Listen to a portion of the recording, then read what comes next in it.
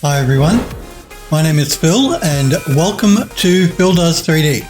I'm a multimedia and 3D artist and I stream live on Twitch on Mondays and Tuesdays at 5 p.m. Pacific time in the United States. That's now 11 a.m. if you're in Australia because we started daylight saving, or 1 a.m. if you're in the UK. I hope you guys and girls are well. Sorry about last week, I couldn't stream. They pushed the deadline for one of the projects up on me, unfortunately, so Phil had a busy week. Remember though guys, if you do miss the streams, you can always catch up at any time by clicking the videos tab on my Twitch channel.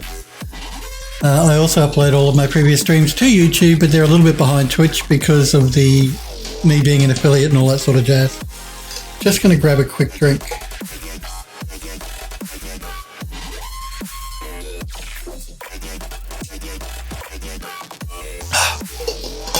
Android Lust, hey, it's good to see you, buddy. How are you?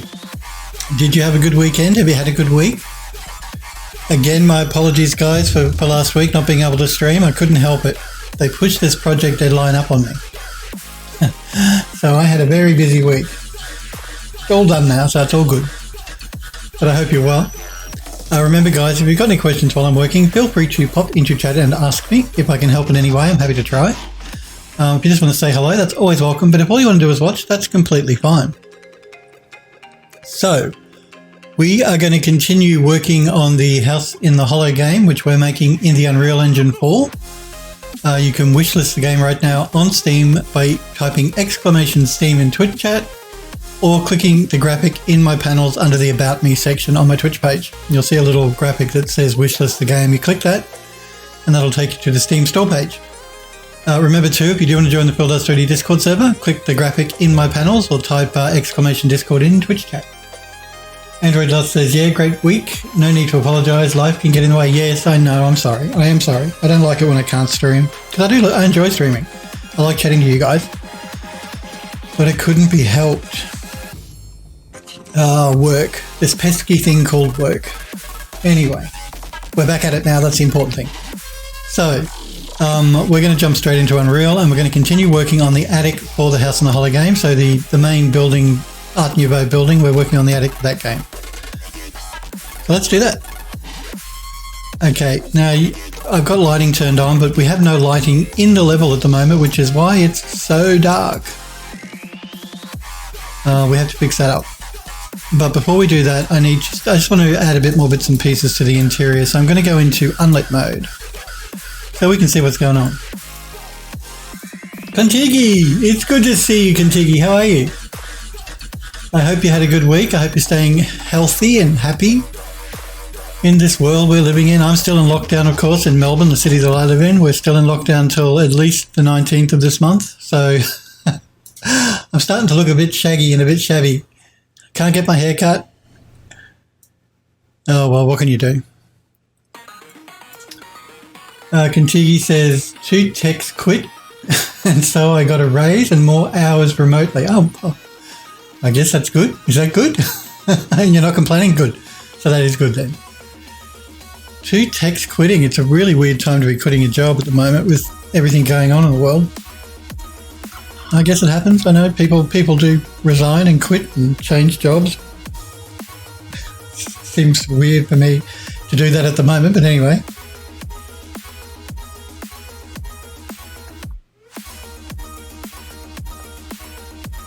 Oh, I'm so thirsty. Android Lust says, time to cut your own hair. Cut my own hair. Wow. It's been years since I've done that. I used to get the clippers and I used to clipper it all. So, you know, really, really short. I haven't done that for a few years though. I can wait. It's okay.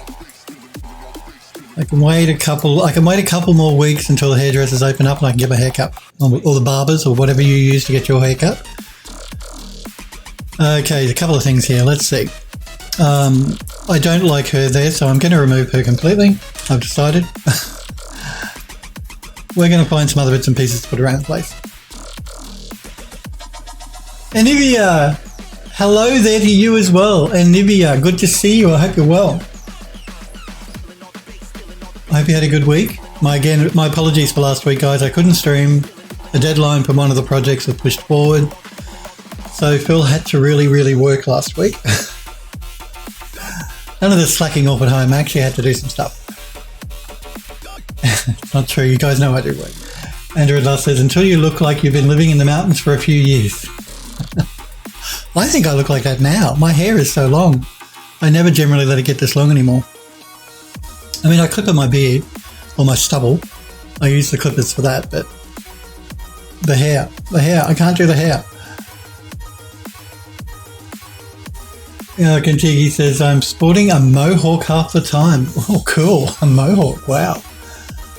Yeah, I haven't had a mohawk. I've had a flat top. I've had my head shaved, like not completely bald, but you know, number one on the clippers. I used to do that myself, but never had a mohawk. Maybe I should think about getting a mohawk. I don't know how my clients would react to me having a mohawk. I don't know. I don't know. You know, I am in the design industry, so they're used to seeing a lot of different haircuts, so probably be okay. They're all pretty cool. Kentucky says, my hair sticks up unless I use gel to keep it down. I use, I don't know what they call it. It's like fudge, I guess. It's not gel. It's not wax. But yeah, I use that. I put that through my hair. Just to give it a bit of volume. Because, you know, I'm Grandpa Phil here. I need something in my hair. I used to get my hair dyed really blonde, like in my younger days. It used to be, what's the guy's name? That really old rock star. Not David Bowie, but reminds me of David Bowie. Oh, I don't know. Anyway, you know that platinum blonde, that really white blonde? I used to get my hair dyed that colour many years ago. This is my natural colour now. Okay, so we want to put a few more bits and pieces in here. Question is what? What? Well, I think I need something here because I removed that little statue. So what do we got?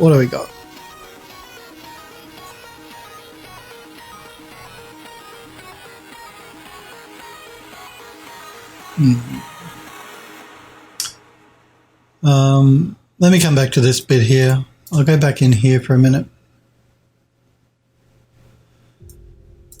And let's put a paint tin, an old rusty paint tin here. We'll reduce the size a little bit. I think it's a little bit big for a paint tin.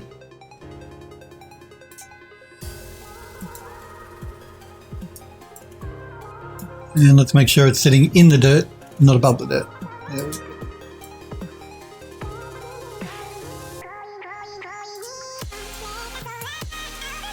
And let's bring in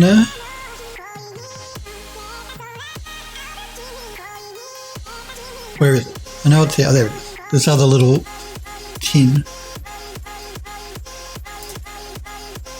But let's put this one on its side. Maybe rotate it a little bit.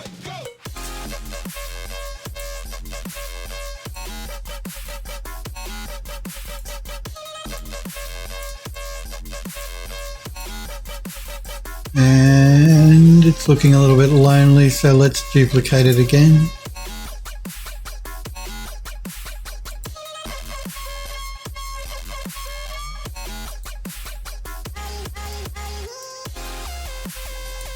And then let's rotate it back.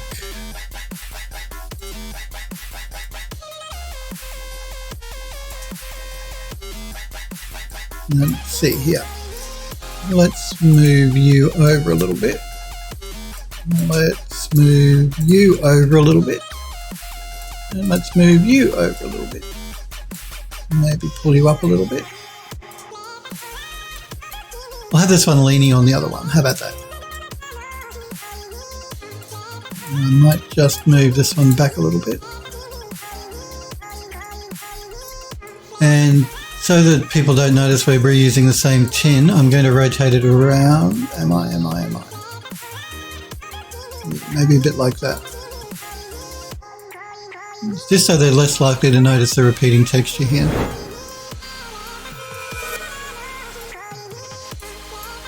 That looks good. That'll work. Okay, now this corner needs something as well. Android Lost says some people may not even notice the tin. No, you're probably right, they probably won't. But we know it's there. And I'm just doing this just to fill the room up a little bit more, just so it doesn't look quite so empty. I think maybe over in that corner over here, let's see what a barrel looks like. Because we've only got a couple of barrels so far in the room. I really wanted to use these barrels downstairs in the basement, or the wine cellar, or whatever you want to call it. But we can use a couple of them up here as well. Because why not? Now it's important in this corner that I don't fill it up too much, because we need the player to be able to move through the room. And it's a tight little doorway here coming into this room from the hall. So we can't sort of go too far into the walkway. That and the fact too that this wall is angled, so it makes positioning anything challenging. Very challenging. But I think maybe a barrel there, and maybe duplicate it one more time. And maybe knock it on its side.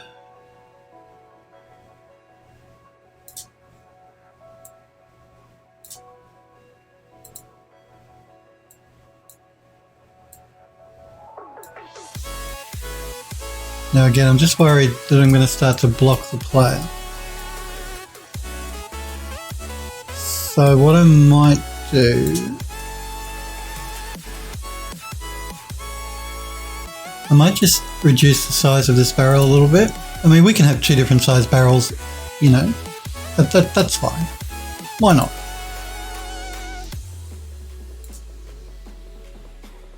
Andrew Loss says, make the player struggle. Oh, yeah, I don't know about you guys, but whenever I'm playing a game, if I get stuck on a piece of geometry, it really annoys me. Like, you know, you're walking through, and then all of a sudden you can't move your camera.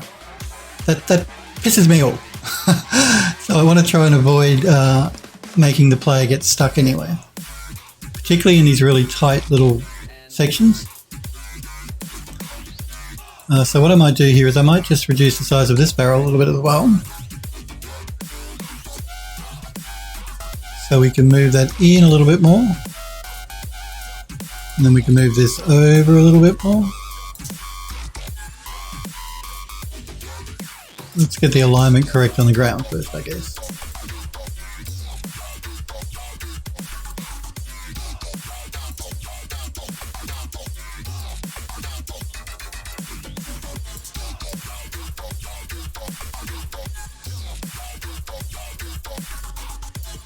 I think that should be okay. I don't think the player will get caught in here.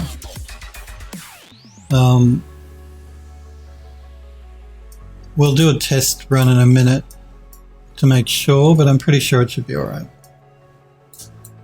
I don't think I can move them over anymore. Android Lost says, it makes me laugh when I get stuck, but for a game like this, I'd probably hate it depending on how I'm stuck. Yeah. Whenever I get stuck, I think lazy designers. They didn't do their collision correctly. And that's the other thing. I mean, if we do find that we start to get stuck coming through here, I can actually adjust the collision on the barrels to reduce it a little bit, so we're less likely to get stuck. I just want to check this tin here. I think the tin does have collision. We could turn collision off. Yeah, it has collision. What I'm going to do though is I'm going to just reduce the collision a little bit.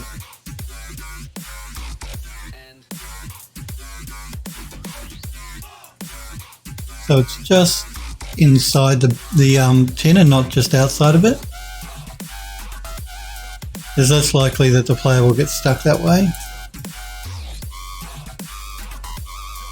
And I just want to check the barrels as well.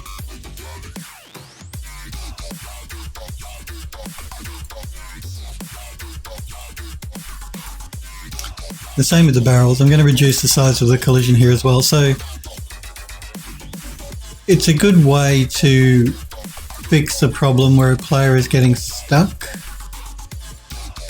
If you just reduce the collision, because by default, this is the default collision that Unreal creates when you import a model. And it tends to bring it just to the outside of the model, which for most things is fine. But if you think the player could get stuck, my advice is just to reduce it a little bit. The player will still collide, but and you won't like intersect the barrel unless you go too far in. I just find that Unreal's default collision is a little bit too generous on the boundary of the object.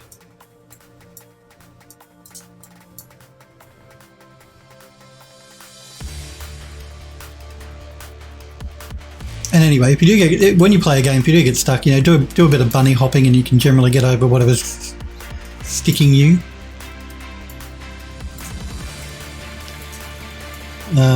Let's take some of these crates and duplicate them for the other room.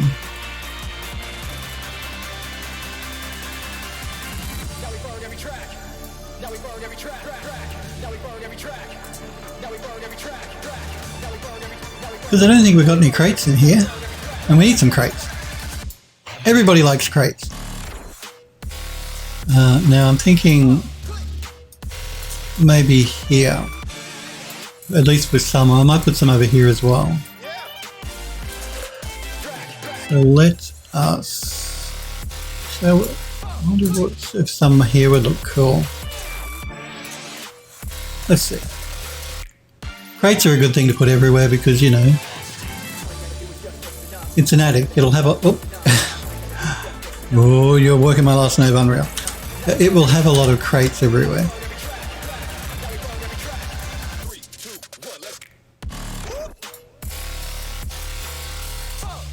You can't really see them from here, but the player will notice them more when they're coming this way.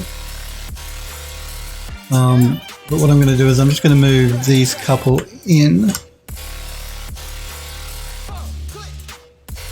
We don't want to intersect the wall, so let's move them forward. And maybe we'll rotate this one around a little bit. Because again, we have to leave enough room for the player to sort of walk through. I might just move it back a bit as well.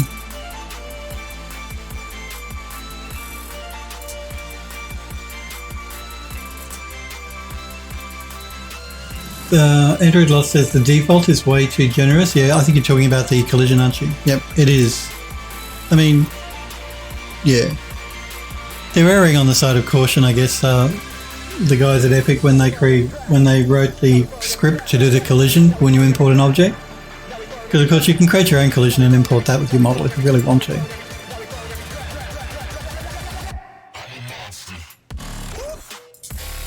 But yeah, I just find it's a bit too generous, the collision that Unreal sort of defaults to. Now we don't want the crate floating above the ground like that, so let's fix that up. I'm just going to turn off angle snap here so I can get it level.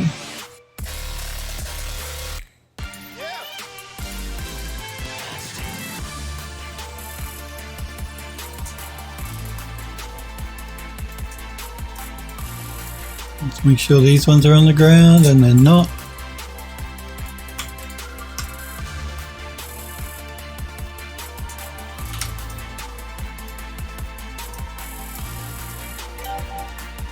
My phone is going off, my apologies guys. That's alright, they can wait, they can wait. I worked my butt off for them last week, so they can wait. So I'm thinking maybe a couple of crates over here as well. Let's just grab this one and duplicate it.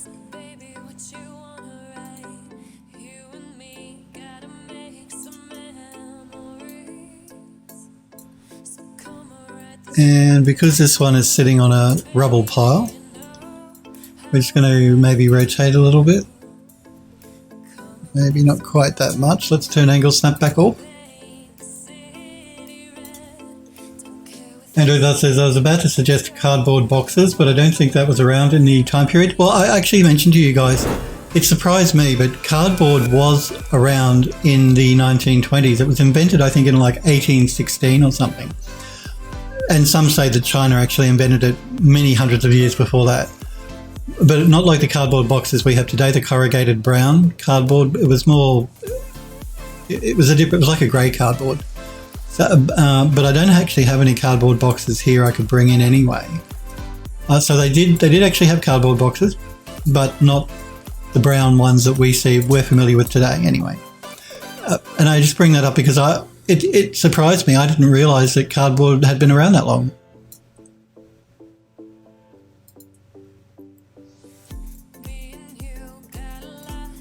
I was surprised.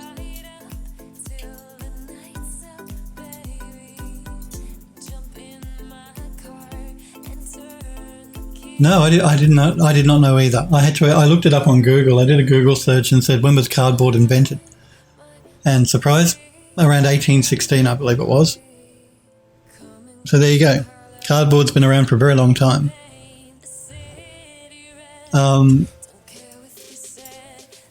I think maybe. Well, let's bring another one in. I don't want to go too overboard with the wooden crates, but let's see. I mean, we can always remove them if we don't like them. That's the great thing about working with the engine.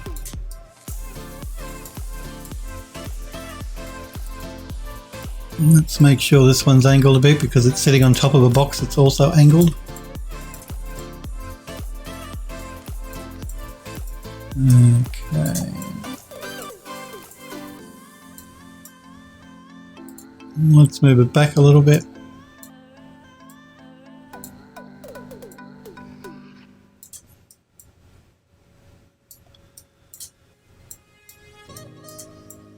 And I think in this one, just so it's a little different, I did actually create, you notice these bottles, these little bottle piles? I created them as separate objects so that I could fill some of these crates with bottles. So let's do that. Let's bring some of these bottles in. Let's scale them up a little bit. So I have two. I have piles that are sort of like straight like this, and I have piles where they're on an angle. I did that so that we could fill up some of these crates with bottles if we wanted to.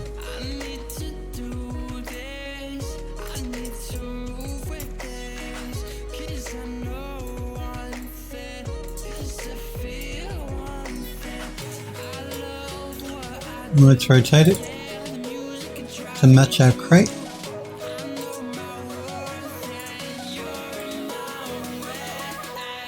And let's scale it up a little bit more.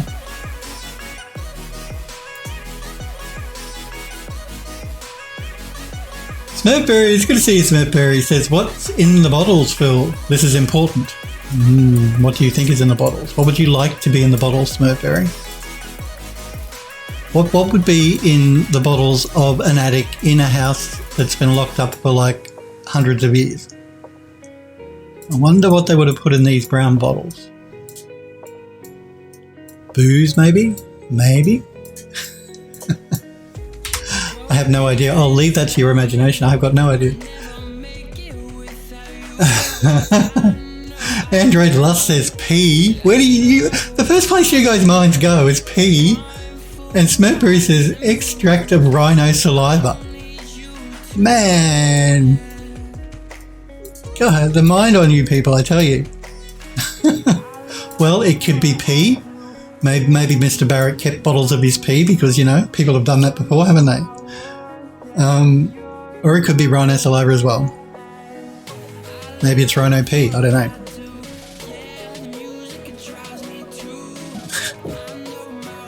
I'm gonna say wine or booze, some sort of booze, maybe rum, I don't know. But it could just as well be pee as well. So, you know, if you're exploring the building and you're up in the attic here, you take your chances if you want to swig on one of those bottles.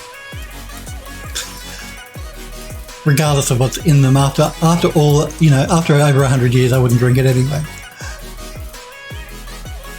That's just asking for trouble. Okay. I think I'm going to bring another one of the animal heads over here. Android Lost says, is it possible to make some sort of alcohol by storing pee? Oh, yuck. Storing pee for years. Oh, gross. I don't think so. That can be a project for you, for you, Android Lost. Put some of your pee in a bottle and leave it in a corner of your room for a couple of years and see what it's like. Ew, gross. You people are nasty, nasty, nasty. Smurpery says it definitely ferments. But pee is alkaline, isn't it? Yeah, it's alkaline, I believe. Smurpery says, but I'm pretty sure it turns into ammonia, which is probably correct. If I was to hazard a guess, I'd say the same thing. I don't think it would be drinkable. I don't think it would be something you want to do. So my advice is don't do it. Don't bottle your pee and then try and drink it after a couple of years. It's not going to be good. Let's go into the study because I have a deer head that I want to bring in. So this one here.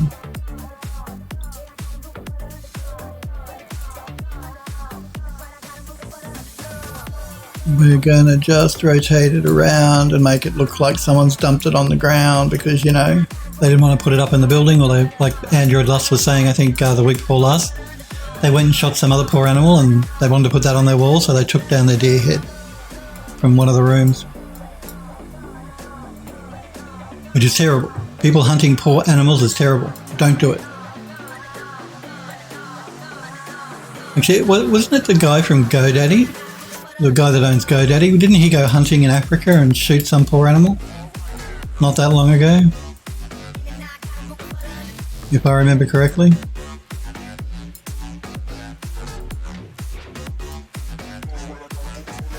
Just awful. The only reason you should ever hunt an animal is if you need it for food.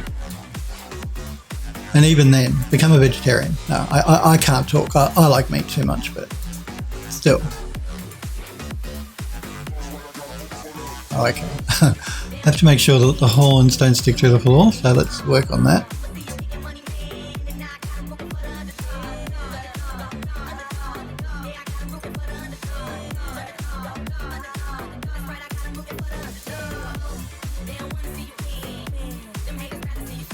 Android Lost says, to be honest, I bet someone somewhere is trying it. I bet you they are too. You're probably correct. I bet they are. Someone's thinking, let me bottle my pee.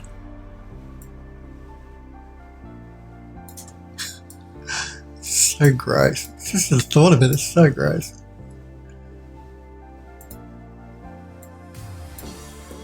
Just want to make sure that the head isn't intersecting the table, and I want to get this at an angle that's interesting. So what I might do is I might rotate it around.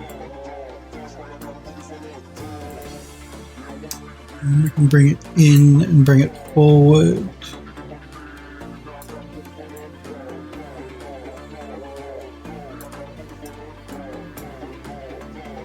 And again, I've just got to make sure I don't make it difficult for the player to move through here.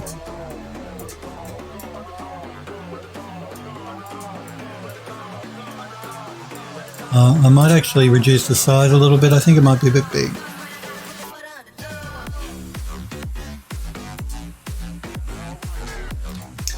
Cyberpunk 2077, it's gone gold today. Did you guys hear?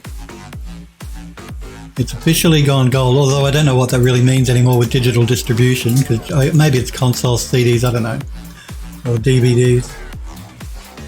You did not hear? No, well, there you go. I've just told you. You've been schooled. Yes, Cyberpunk 2077 went gold today.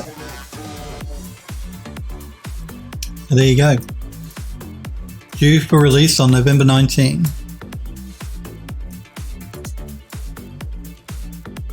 Smurpery says, yeah, there's still gonna be, of course, there got to be day one patches. I bet there are. There's got to be huge patches day one. It's not till the game gets out in the wild and installed on, like, you know, thousands upon thousands of different machine configurations that the developers really get an idea of what's going to break, and things will break because that's just the way That's just what happens. Smurf says, I need a new computer. Android Lust says, didn't hear, but can't wait to play it. No, I can't wait either. I'm sure that CD Projekt Red are going to do a great job, because The Witcher 3 is one of my favourite games, so I'm sure they'll do a good job. I'm just glad there are no more delays, that we're going to be able to play it soon. I mean, a developer can delay a game if they feel that they need to, and they should, because the last thing we want to do is play a game that's buggy. But it'll be nice to actually be able to play it after all the hype, so much hype. But I have seen I looked at a couple of new videos on YouTube of playthrough. Well, they highlight different parts of the game as part of their promotional material. And I'm pleased to see the changes they've made to the lighting. Because I don't know, if you guys remember last year or the year before when we were looking at it, when they first put out the first promo video playthrough of one section of a mission, I said to you, I think the lighting looked a bit off. Well, they've improved that dramatically, which is good. I knew they would, and it was an early alpha build that they were showing. And the lighting, it does looks really nice. They've done a really good job. Because you guys know me and lighting, it must be right. Lighting is the most important thing. If you don't get your lighting right, everything else looks like crap. And if something does, if your model is crap, then it can look great with the right lighting. So, okay, what else we got here? This is stuff that we created for the study. I don't really think there's anything else I can use here.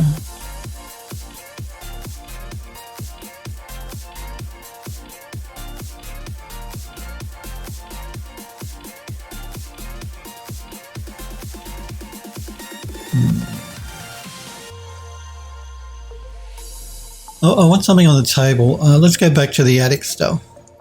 Let's pull in maybe... What about a jug?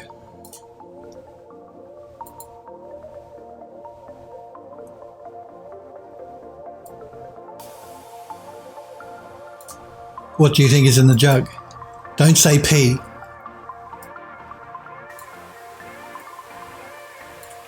What could be in this jug, I wonder?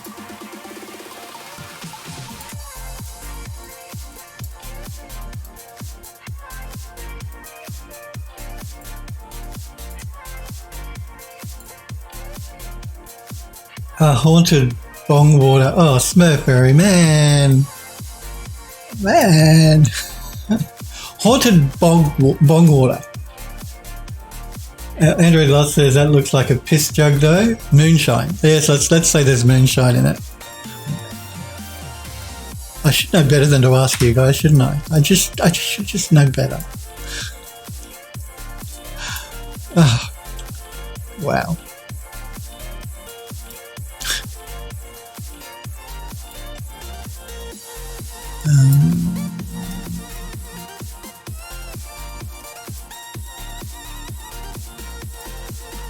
No, I can't use that. I was trying to see if there was a way I could use this piece of fabric somewhere. I don't think there is, but let's give it a go.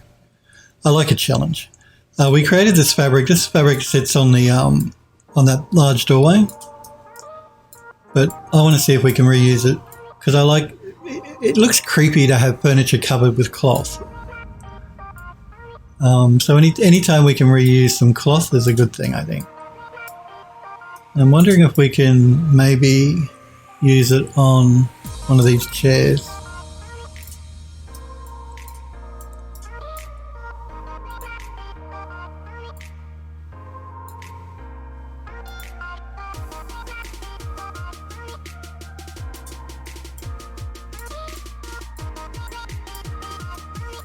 Might work, might not work, but that's half the fun of playing around.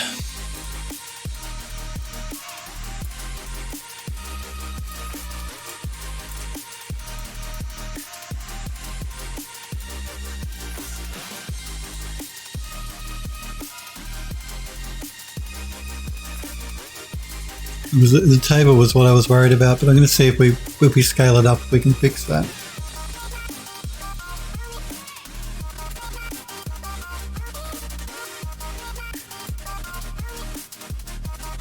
So let's start by scaling it this way.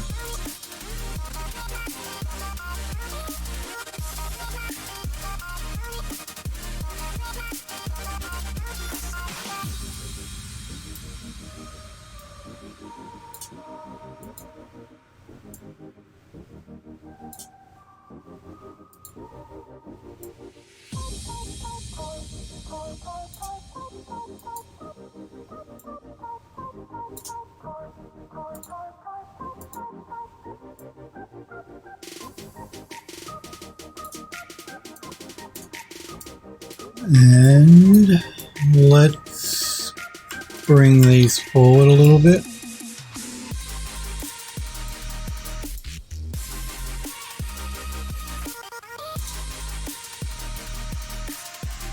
And let's bring this one forward a little bit.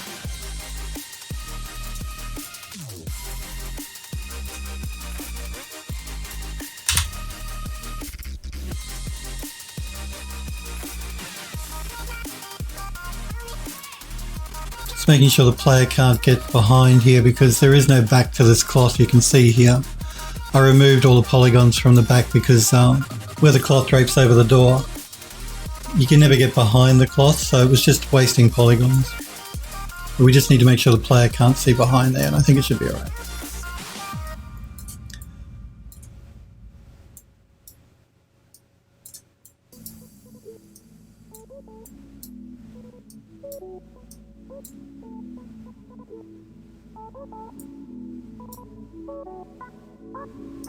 So the player comes through, comes around.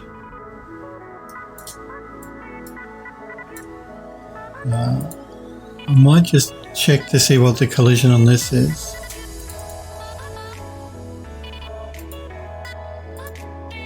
It's okay, no collision, that's fine.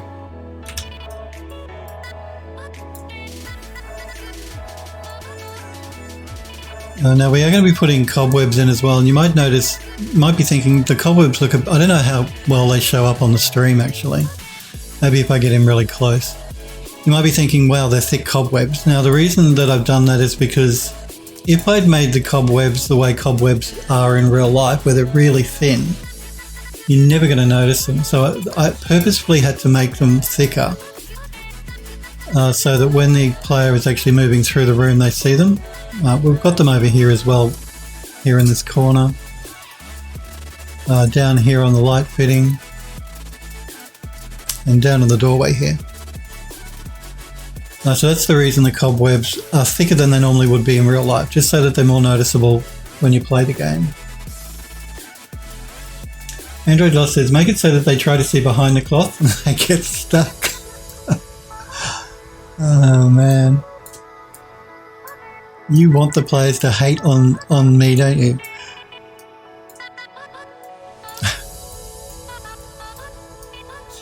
It'll serve them right though, wouldn't it, Android Lust, for trying to get behind, to look at the cloth from behind. They deserve to get stuck. I'm just wondering if I need something in this corner here. So I really want to try and avoid the player trying to get sort of in here. There's no reason for the player to move in here. More chance of them getting stuck if they do get in there. So what I might do is I might duplicate this chair.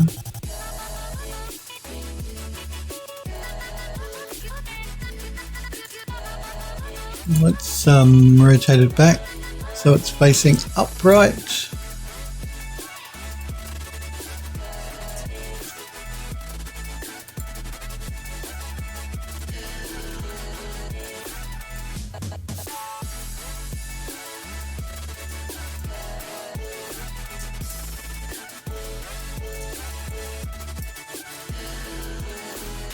I was listening to MTV before I started streaming, and I've got one of Rihanna's songs stuck in my head at the moment.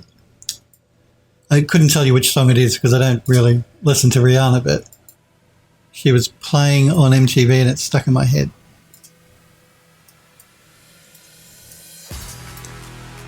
Now let's rotate it around.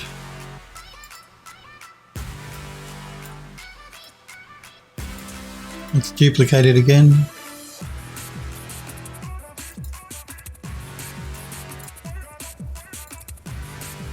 And let's rotate it.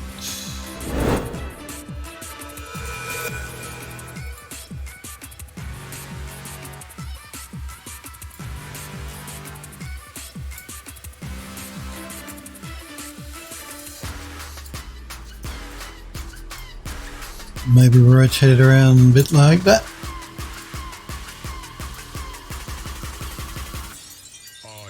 You'll see my pivot is off center here. Now, don't ask me why, it shouldn't be.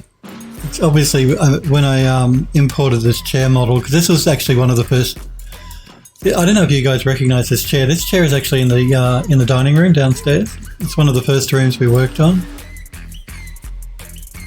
Looks like I might have made a boo-boo with the scaling. Oh, I knew it, but it's too high to do what I want it to do. Okay, how can we work around that? Maybe if we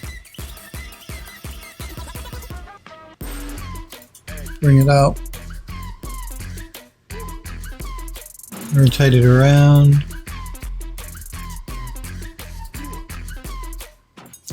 I just wanted to have the chairs sitting on top of each other, but because of that high back, it intersects the floor, so we need to do it a different way.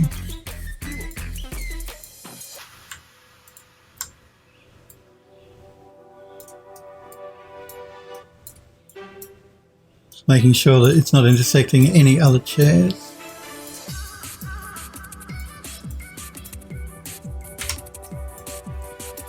And that fills the corner up a little bit, which is what I wanted.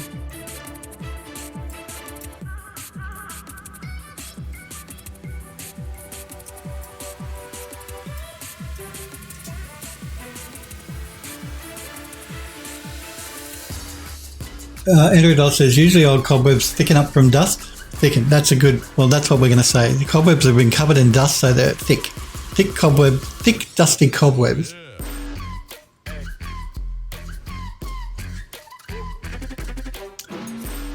Don't know that there's really... I'm just wondering if it needs something with a bit of height here. What could I put there that's got a bit of height?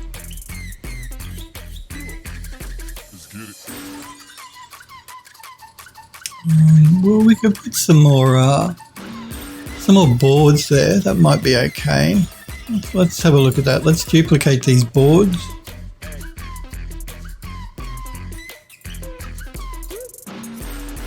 Let's scale these ones up so they're bigger boards from somewhere else in the building.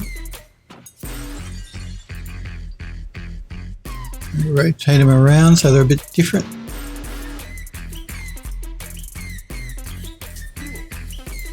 Again, I've got to make sure I don't start intersecting bits of furniture.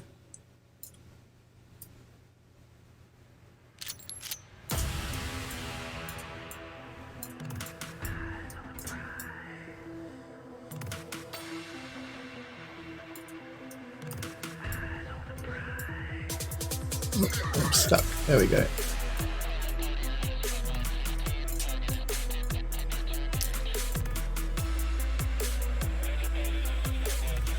Looks like I might be getting a bit of intersection happening.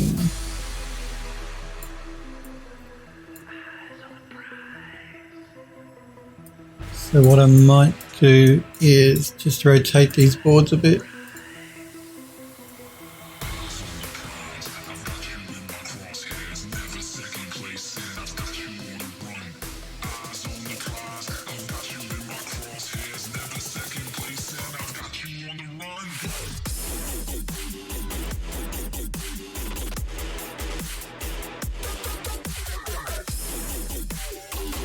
Mercury says, just set them up as physics objects and let them fall, and then freeze their position and remove physics.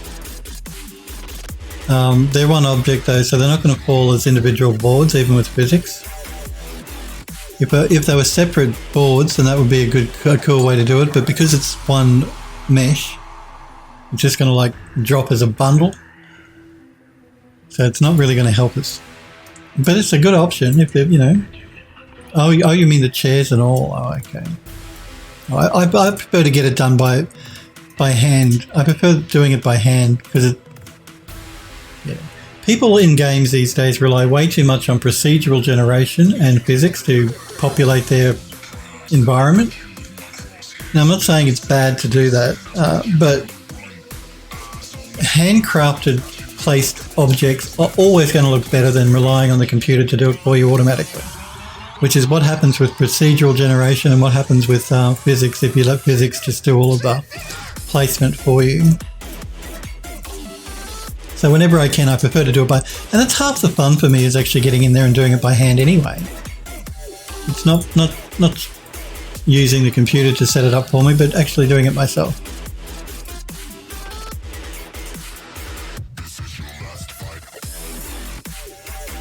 But we are getting into section here, so I'm going to have to move these.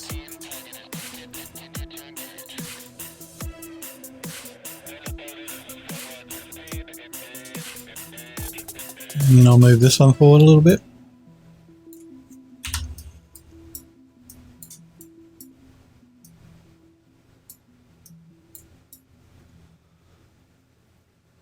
Smurfery says, just fling things at the corner. CCH, hello to you, CCH. How are you? I hope you're well. Hope you had a good week. It's good to see you, CC. So yeah, procedural generation is great, and it's necessary if you're creating games that have huge open worlds. But because we're creating more of a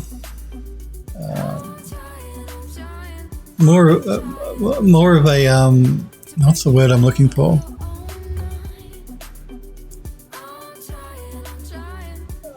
I don't know the word. I've forgotten the word, but I want things placed by hand because I think they look better. And we can afford to do it because the game world isn't super massive. Like it's not Cyberpunk 2077 or GTA 5 where you've got this huge open world where they need to rely on procedural generation quite a bit. Otherwise, it would just take them forever to make the game. We can afford to take our time and get a bit more arty with it because it'll always look better in the long run. Having said that, though, you know, it's a valid thing to do, a valid way to work, using physics to place stuff, to place litter and things, and using procedural generation for your landscapes. Linear. Linear, that's right, linear, that's the word. Thank you, Andrew, it does. More of a linear game. I mean, it's open world in that you can go wherever you want within the confines of what we're creating for the world, but it's not a huge, massive open world like GTA 5 or Cyberpunk. It's a bit more linear than that. More linear. Linear is the word. That's the word I was after. So I'm just, as I'm setting these things up, I'm just sort of like looking around the room to see if the placement looks correct from every angle. Don't get into the habit of just working on something looking in one direction. You always want to make sure you move around to make sure it looks cool from every angle because the player will be able to, so.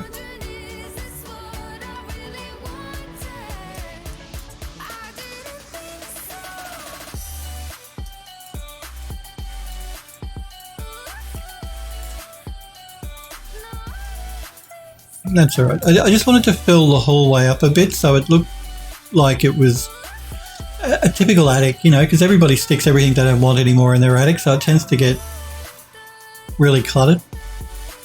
So I wanted a cluttered look, but we still had to make sure we left enough room for the player to move through. So that should be all right. Let's move back to this other room now.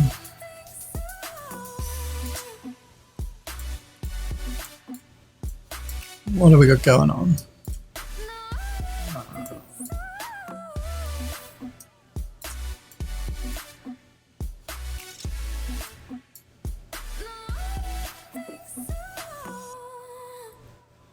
We have this empty corner here.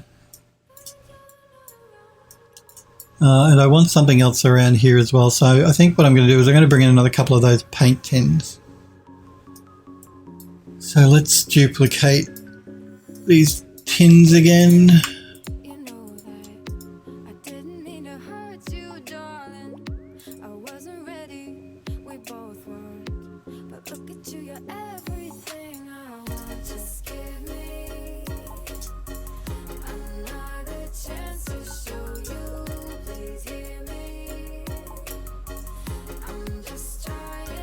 Remember guys, as always, if you do have questions while I work, feel free to pop into chat and ask. You're not interrupting me. I'm on Twitch to chat to you guys. I'm just going to scale these up a bit. So never feel like you're interrupting if you want to have a chat with me in chat or ask a question. It's all good. Let's just move these back over here. I'm going to... I just want the grouping to look a bit different from the other one so that people don't notice we're reusing the same stuff again and again and again and again and again. So I'm just going to move those cans over there. Maybe.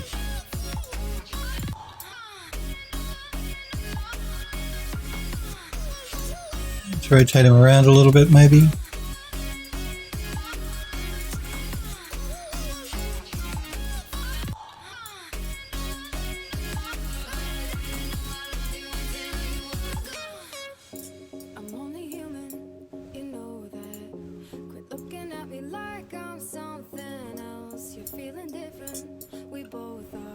And let's duplicate the bigger tin again. And let's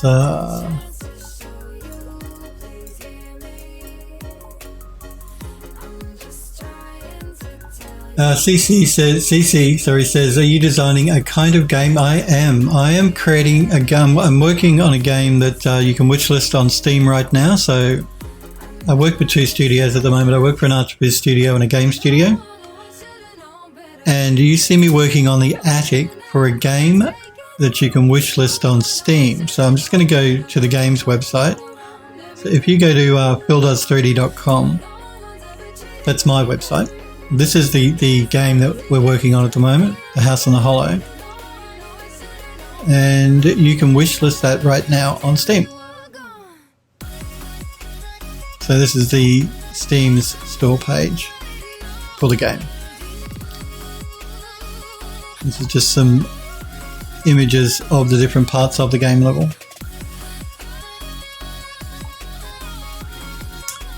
So there you go. House on the Hollow is the game. We're working on the attic for that game.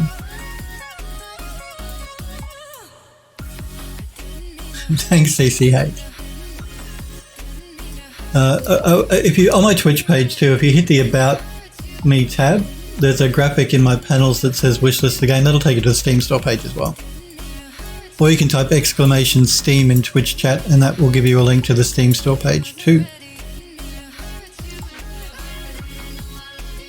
Okay, let's duplicate this tin one more time.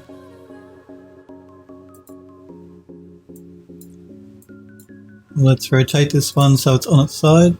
I'm just going to turn angle snap back on.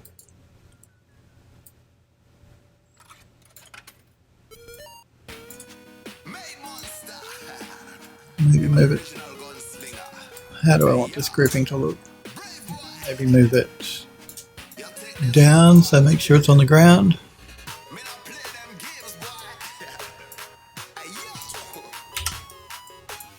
And I'm just going to rotate this. I don't know if you guys can notice, but you see the repeating texture here and here. I don't want the player to notice that, so I'm going to rotate this tin around. Maybe like that. They're less likely now to notice that it's the same tin. Just being repeated.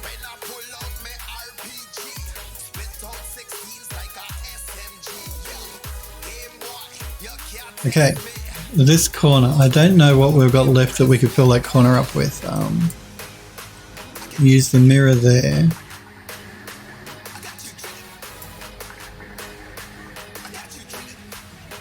Can't reuse the mannequin again because we used her on the other side.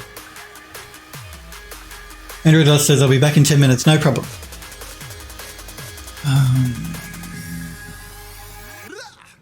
We have the chest which we did use downstairs, but there's no reason we can't use it up here as well. I mean, this is a chest you won't be able to open, but it could be good just to fill the corner up with a little bit. What else? Okay, we've got like this old drawer. Let's use that and scale it up a bit.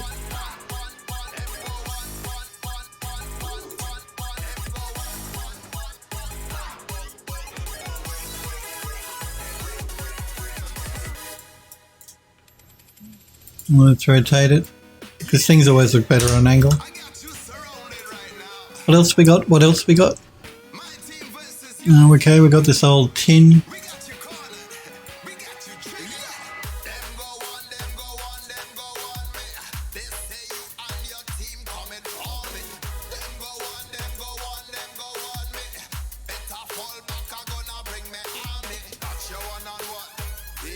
Let's rotate it around.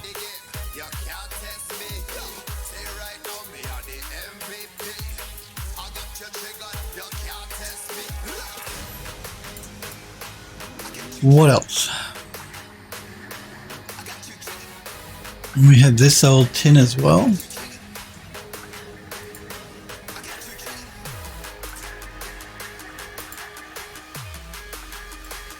Let's put that on top of this one.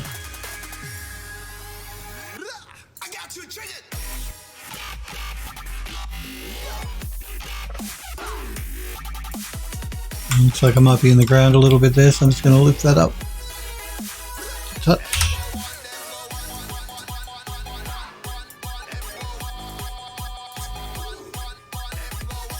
CC says that's the effort for a detail. That's right. Well, I was saying to you guys just before, you can use physics to throw stuff in a corner and get the computer to work out where things fall. Or you can use procedural generation. That's all well and good, but placing things by hand is always going to look better, because then you've got your artist side that you can position things to look really interesting. Whereas if you rely on the computer and physics, sure, you can get a grouping together that looks believable, but will never look as pretty or as interesting as doing it by hand. At least that's what I find. So I particularly with a game like this where there's a word, I can't remember what it was now. I mean, it's a linear game, but placing things by hand is always much more arty. It looks better than relying on the computer to do it automatically. So whenever you can, if you've got the time, and do it by hand, it'll always look better than trying to do it get the computer to do it automatically. That's the problem with a lot of games these days. They rely too much on procedural generation, so everything starts to look the same. The computer can spread rocks across a landscape fine, procedurally, but it tends to look generic. That's the word. It tends to look more generic, whereas if you do it by hand, it has more of an arty look. There's more art has gone into it than relying on just the PC. Or the algorithm to do it automatically, procedurally.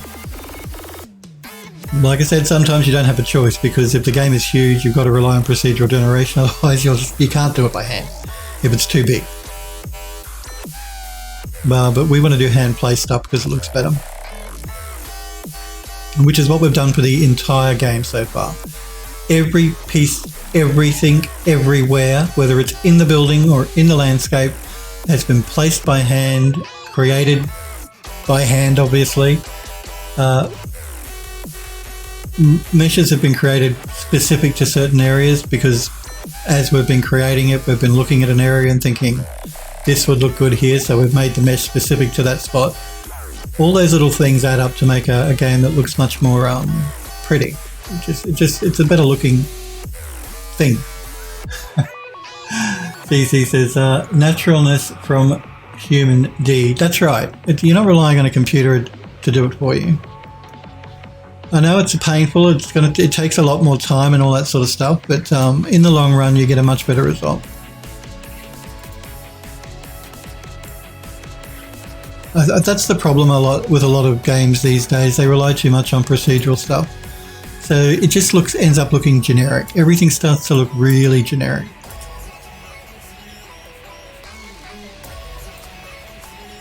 And like I said, sometimes you don't have a choice because the game world is just too big. But if you've got the choice and you can take the time, do it by hand. It'll always look better.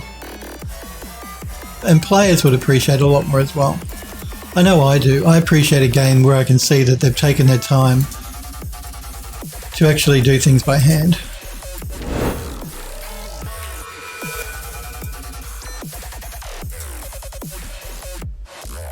CC says naturalness from the human deed. Yeah, sorry, I was just rereading the same thing. Yeah, that's right. Always looks better.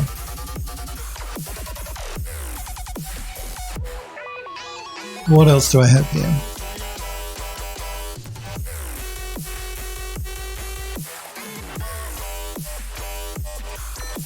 Just going to go over the level a little bit and see what I've used and what I haven't, anything I might be able to reuse.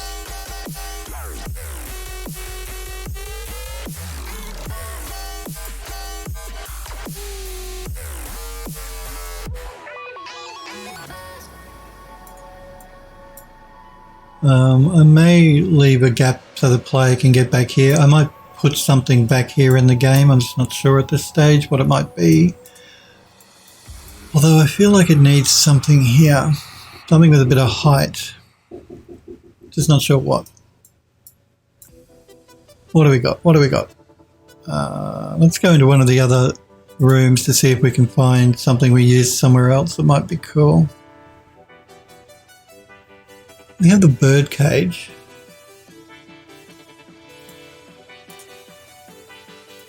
We could use that again. No, it's only used in the study. It's going to be over in the corner, so it's less. It's not like we're making a feature of it. So it might be good. I mean, it's not destroyed, but I want to try and reuse assets as much as I can because we need to be careful of our texture budget now. In that I can't introduce too many new textures unless they're really necessary. Like we will be when we start working on the sitting room, because we need specific models for that room with specific textures. But anytime I can reuse something we've already used, it's always better now.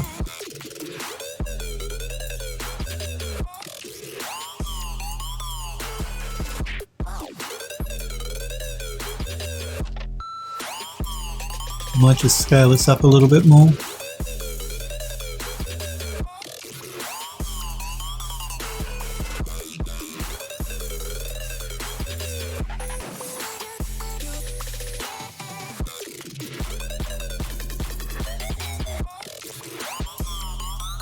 And I might even rotate this a little bit so it's not sort of standing straight, it's on a bit of an angle.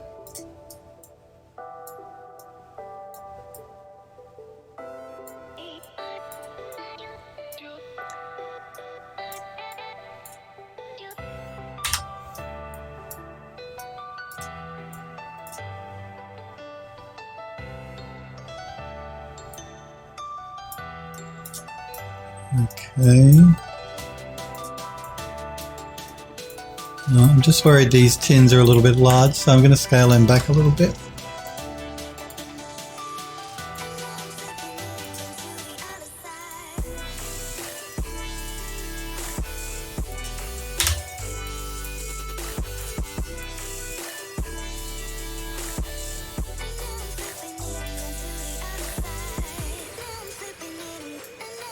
And I might even duplicate these tins as well.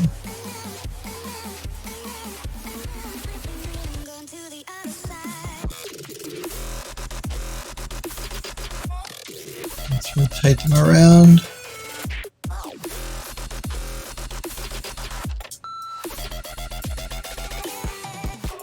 And let's also duplicate another one.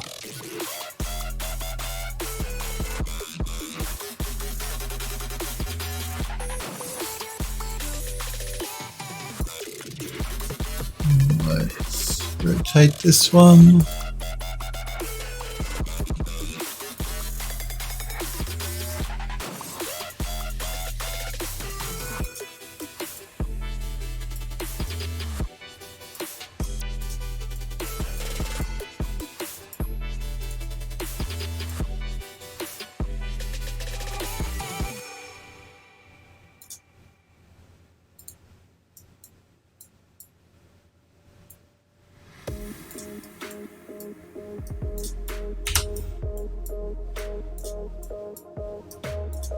I don't know what's in the tins. What do you guys think is in these old tins? These rusty old tins that have been sealed up for goodness knows how long. because the guys were saying these bottles, they were saying it might have pee in them, which is just disgusting, but you know, that's the class of viewer I have. What do you think is in the old tins? Could be anything.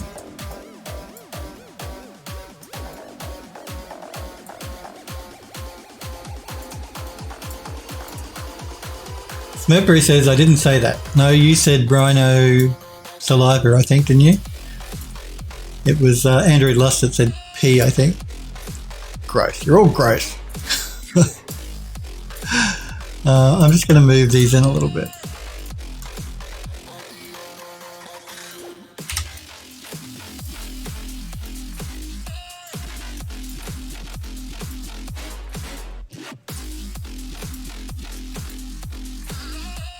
Again, I'm just sort of like looking around the room to see if everything looks balanced and correct.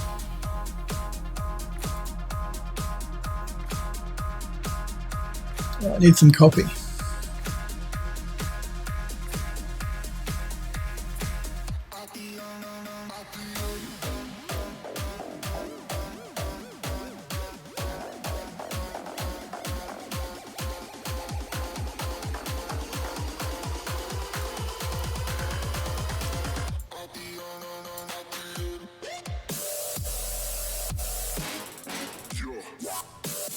And the reason we're working in unlit mode is because we need to do the lighting. So I want to do the setup first, and then we'll do the lighting.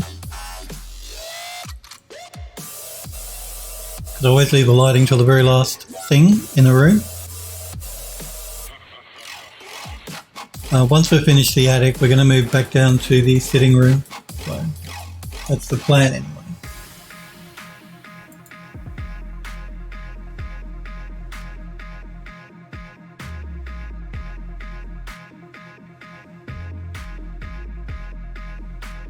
I wonder if it needs more crates. Maybe.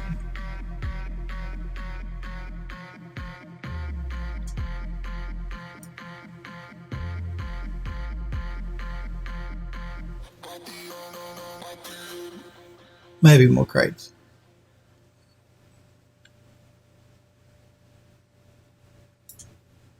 What you're going to hear about today is nothing short of a miracle.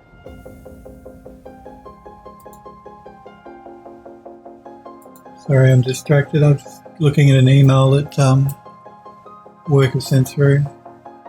I know, I should be ignoring them, but I do have to pay some attention to what's going on at work.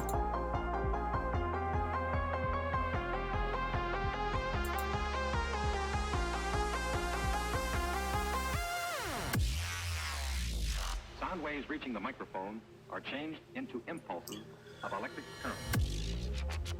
It's the most yeah, crates.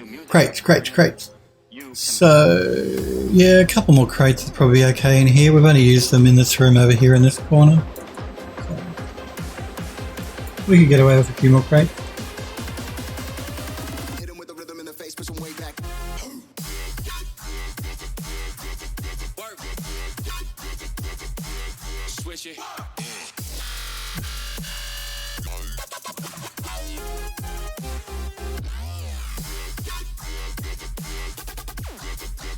Just talk amongst yourselves.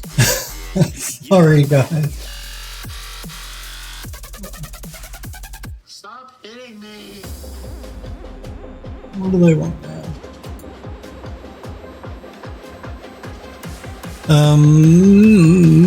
Yes, crate. I'm just trying to work out what's going on in this email that I received. What are they saying? Because you guys, again, my apologies for not streaming last week. I had to. They moved a project. The Archviz studio moved one of the projects forward unexpectedly, so I had to spend all last week working my butt off getting that done.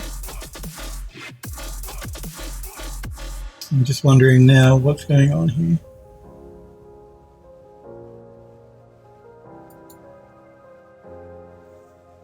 All right. Let us bring in some crates. So let's duplicate these two here.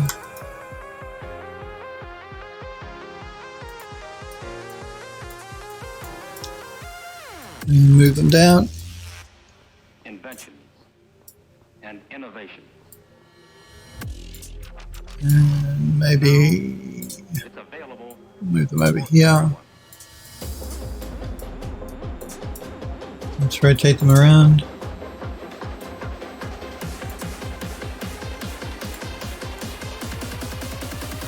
Everybody from the front to the back now. Bring it back to the Switch it. Where do I want to put them?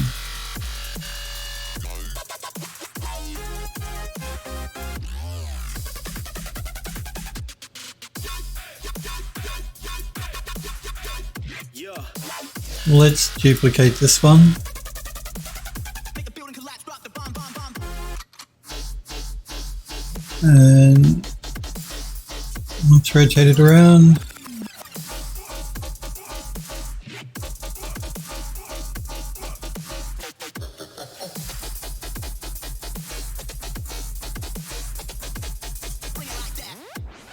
Move it up so it's not sticking in the floor.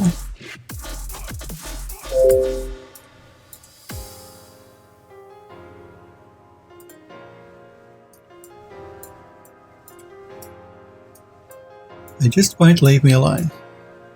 Work, that is.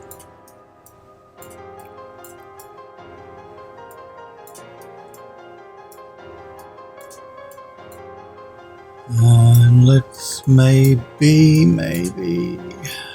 put one.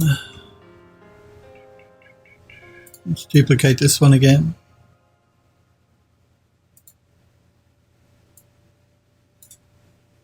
Rotate it. Just listen. That's the way computers talk to each other.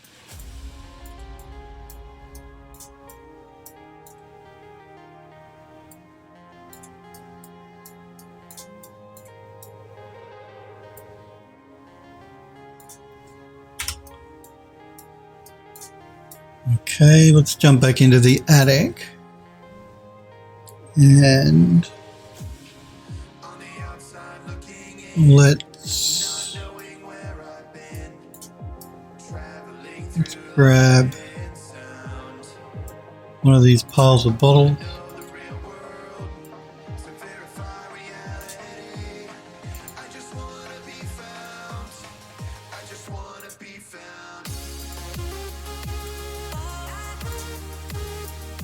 I think I might scale them up a bit too big.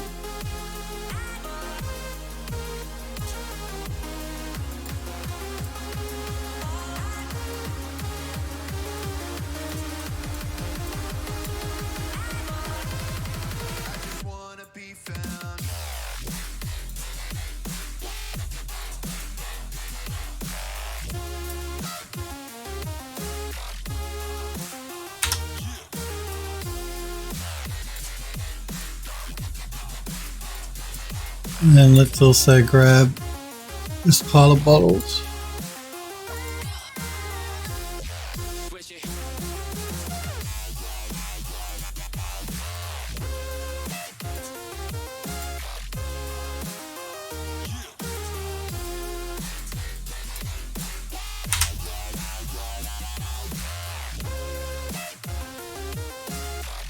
And I do have a bottle on its own. Let's grab that.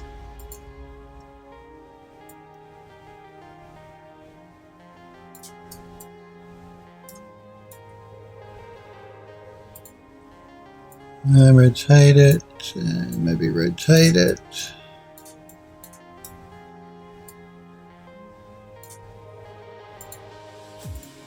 On the outside looking in, not knowing where I've been. Traveling through the Stop it, I mean to move my camera and I move the object. I wanna know the real world to verify reality. I just wanna be found. I just wanna be found.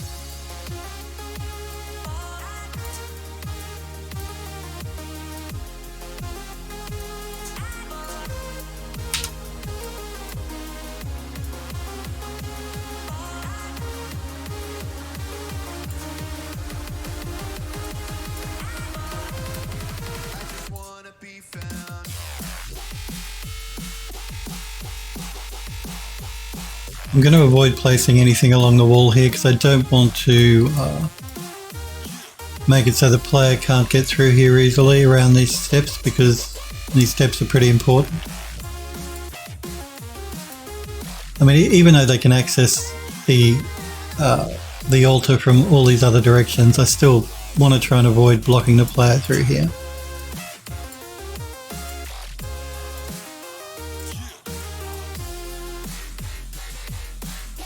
Just moving around to make sure that the groupings look okay and from each angle.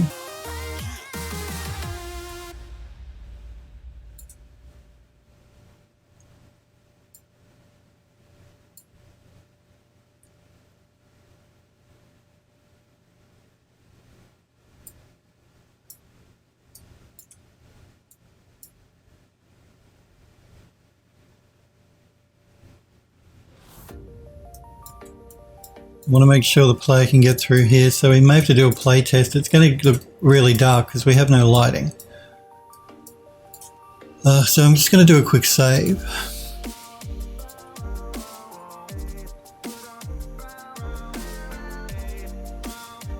And then we're just going to do a play in editor, so I can make sure that the player doesn't get stuck anywhere.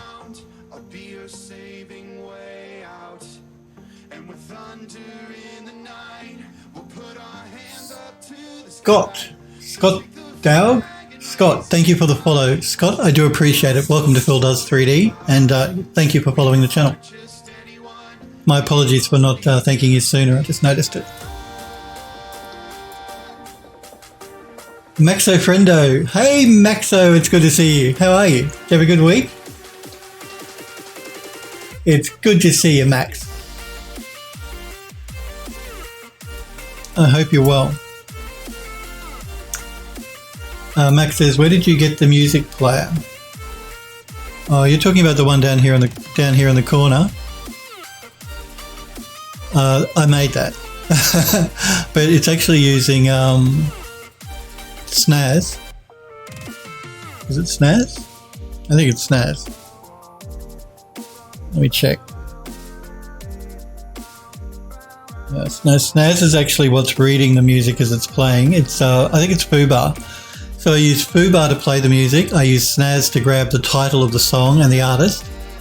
And then I actually created this music player myself to display on the screen.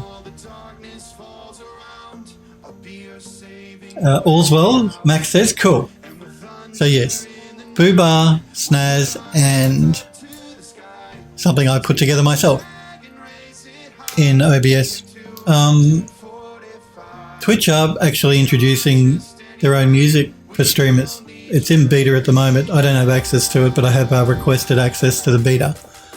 So if Twitch give me access to the new streaming music, because now they're setting up a system where you can actually, where Twitch will Twitch will provide you with music you can use on your stream that won't be recorded to your VOD.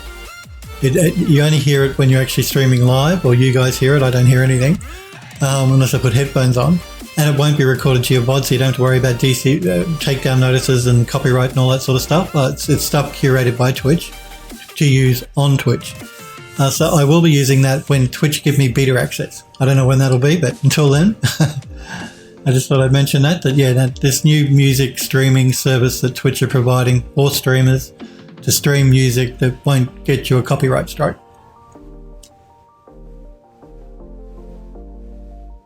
Max says, "I recognize the artwork." What are we talking about, Max?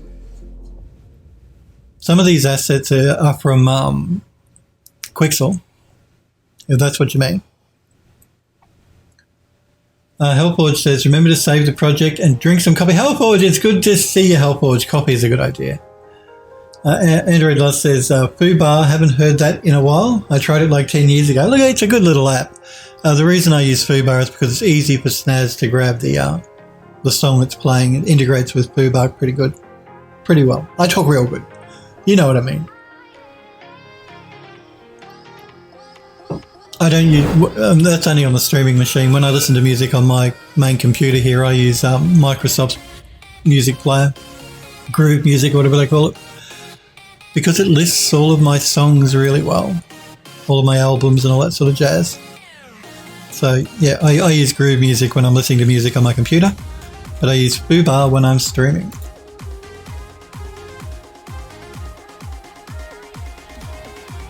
Max says the sticker on the music player. The sticker on the music player. I'm not sure. What do you mean the sticker? Anyway. Max says that's quite a collection. There's quite a few songs there, because I mean, no one buys CDs anymore. It's all digital now. So, and I prefer to have my music on my computer as opposed. I know a lot of you guys now use like Spotify and stuff to stream your music, and it's a great service and it's a good value using Spotify. But I like to actually have my music on my computer because I like to listen to music on my phone, like when I'm wandering through. When I go to the cabin in the woods in the middle of nowhere, it has no cell phone access. Or if I'm out and about somewhere that doesn't have cell phone access, I need to be able to hear music. So I listen to music all the time. When I'm not sitting at the computer doing work, I listen to music that way. But if I'm out and about, I always listen to music on my phone. So I want to make sure that if I ever get stuck somewhere that doesn't have internet access, I can listen to my music. But Spotify is a great way to listen to stuff and not have to pay a huge amount for it. So. Or iTunes, sorry. Hellford says, Max says, you sell those in your store. No, what do you mean, Max? I sell 3D models in my store, but I don't sell anything else. Hellford says, hey y'all, just woke up, so I can't tell which way the sky is pointing at the moment. Because it's really early for you, Hellforge, isn't it? It's like 2 in the morning or 3 in the morning or something. I appreciate you being here, Hellforge. That's the Discord channel, guys. If you did that, Hellforge just popped into Twitch chat. If you do want to join the Phil Does 3D Discord, click that link that's in Twitch chat there. There's a gallery section where you can show off your work, and I love looking at the stuff you guys make. I do see that some of you guys have posted some new stuff in the gallery. I'll show that all just before I close off today on the stream. Wax Kink posted something, Second Favourite posted an image, and so did Android Lust. So I'll show those just before I sign off today at the end of the stream. And you guys can show me your artwork, and I can show it on stream as well if you want to join the Discord server. If you don't want me to show your work on stream, you can still pop it in the gallery and just tell me.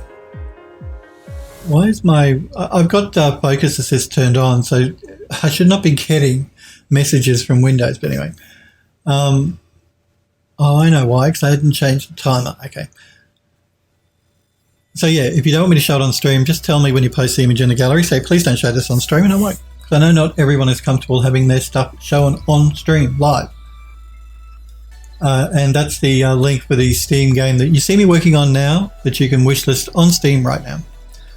Do note though, we haven't made an official announcement yet, but the game is being delayed till next year. So even though on the Steam store page you see available Q4 2020, that's going to be pushed to 2021 because of the COVID thing and all the human malware. I shouldn't use the C word because this goes to YouTube. Because of the human malware, it's delayed everything. So yeah, the game won't be released till next year. Hellford says 3:26 a.m. right now. Man, so late or early or however you want to think about it. Hellford says way too bloody early. Yes, it's way too early. I mean, I get up at 6 in the morning, but wow, 3:30 is early. I'd still be passed out at 3:30 in the morning. Max says the sticker in the panel below your stream next to your schedule. Sorry. Oh, okay. I don't monitor my stream while I stream.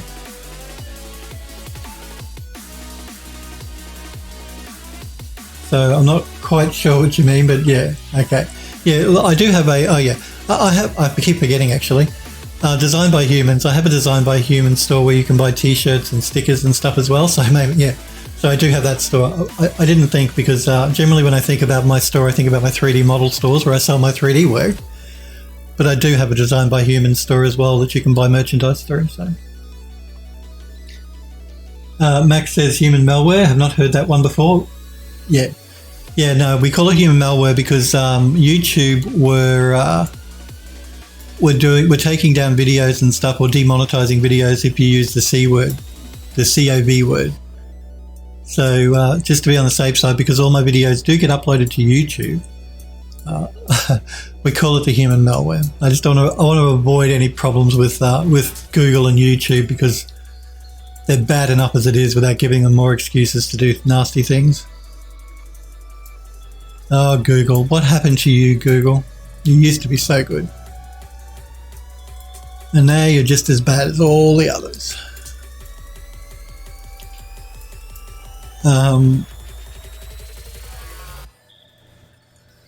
Long gone are the days of do no evil, Google. Long gone.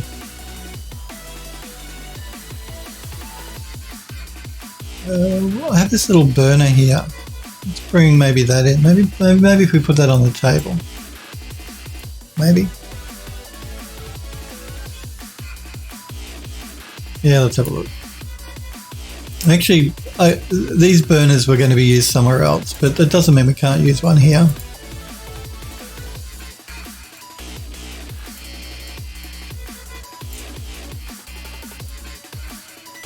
It's just a little stone burner, candle, sort of oil burner actually.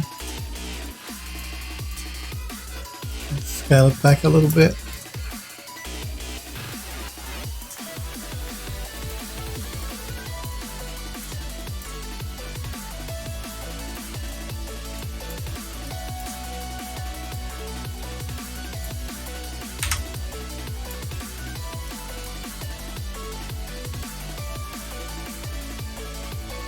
Mercury says money happened. We were talking about Google, that's right, money happened. They always made heaps of money though. I mean, come on, they make a fortune, Google, an absolute, and they don't pay tax either. Well, they don't pay the right amount of tax in the world. There's a big stink in this country. I live in Australia.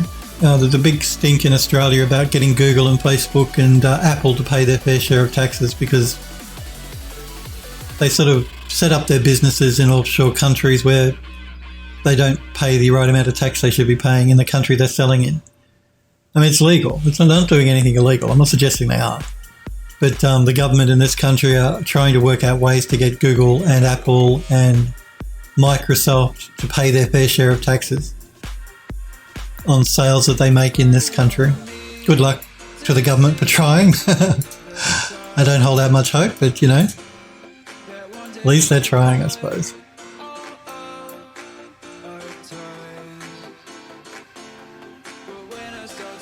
Okay, I'm just going to play through this really quickly in the editor. It's going to be really dark. There is no lighting in this room, so it's pretty much pitch black. But I'm only doing it so that I can make sure that our character won't get caught up anywhere as it runs as you run through the attic. So I'm just going to make sure we did a quick save. Because you never know. Although the Unreal Engine has been very stable.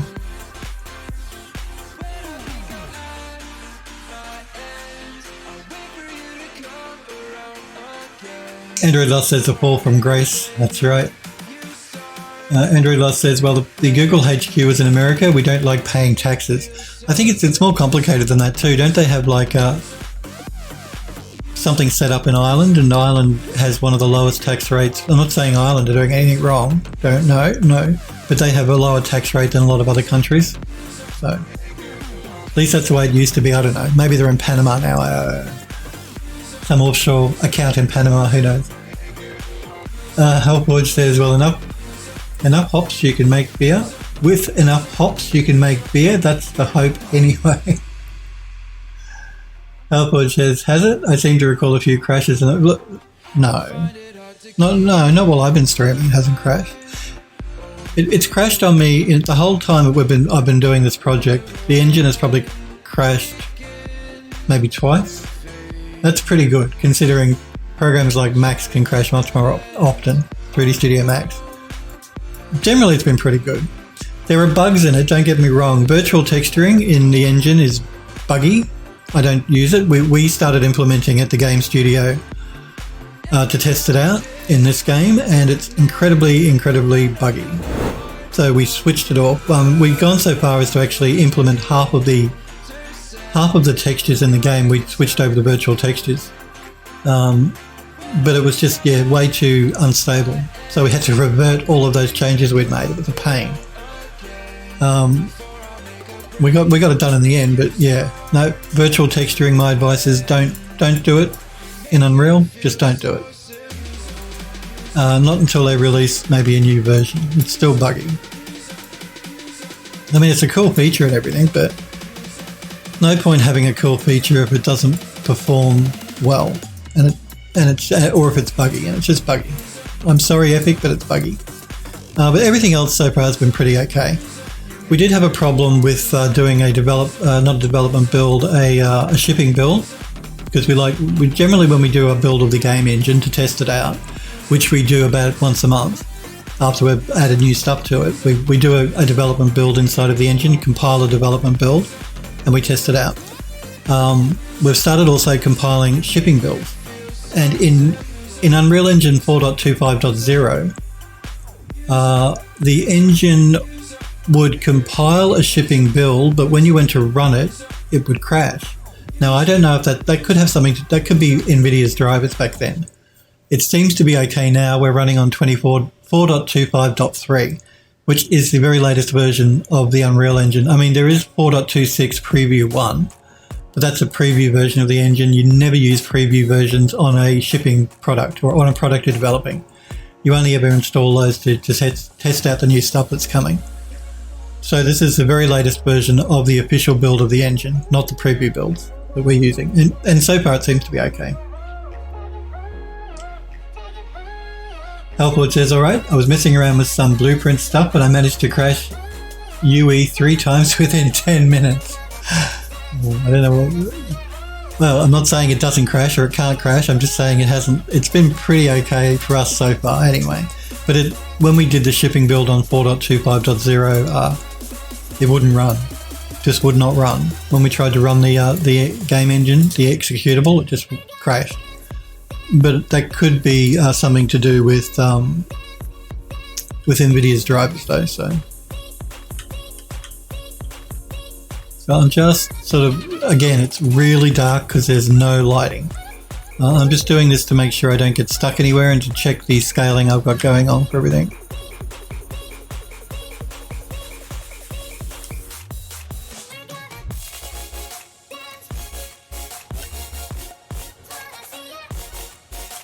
Particularly through here, I want to make sure these barrels don't.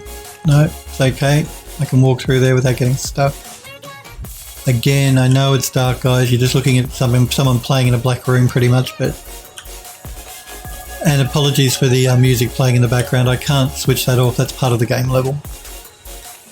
It automatically plays a different musical track depending on... It's a random thing. It just does it randomly. There's different music tracks that play when you're traveling through the building.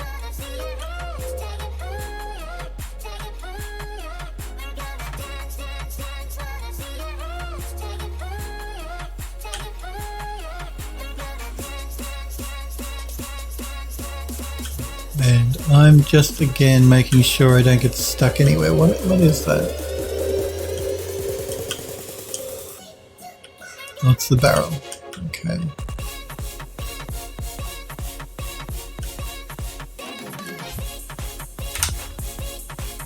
Okay, I've just got to turn something off really quickly. So I've got to go through my log here and find the command.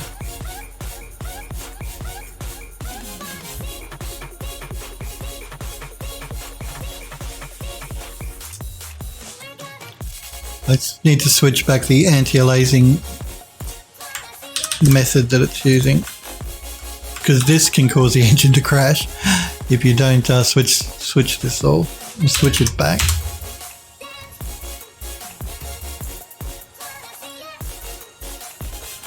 Okay, I think it might have been the bottles that was causing an issue. I'm just going to check them. Yeah, the bottles have collision on them. They don't need collision, so I'm going to remove the collision. I noticed the player was stepping up on them. I don't want that to happen. That also means I'm going to remove the collision on these ones as well. They don't need collision either.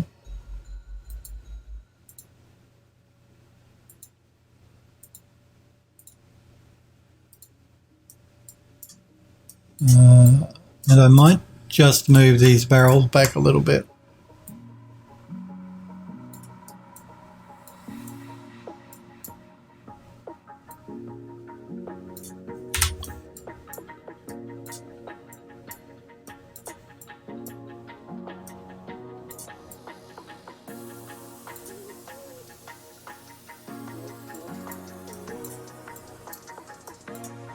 Alright, let's just save those changes.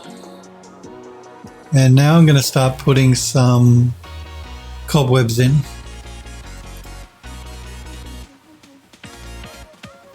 Helpwood says, still not sure how I managed blueprints. Blueprints are iffy. If you're not really careful, you can crash at blueprints. We haven't had a problem with the blueprints, but yeah, I could see how that could be a problem. Or could turn into a problem anyway.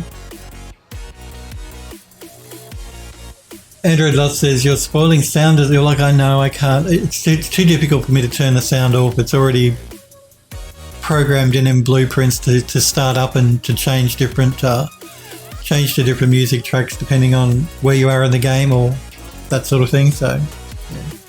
That's it. It's spoilers, I know, but that's what you get if you watch a development stream. I've said to you guys before, if you don't want spoilers for the game, you probably should not be watching these streams. I do my best not to spoil anything for you. Like, I won't show you where things are hidden that are important, all that sort of thing. Or particle effects and stuff like that. Like, there will be a particle effect that happens between this all-seeing eye and the altar. I won't probably be doing that on stream because I want some things to be new for people that have been watching when they play the game. But there will be a particle effect here as well. And I do my best not to spoil, not to show too many spoilers.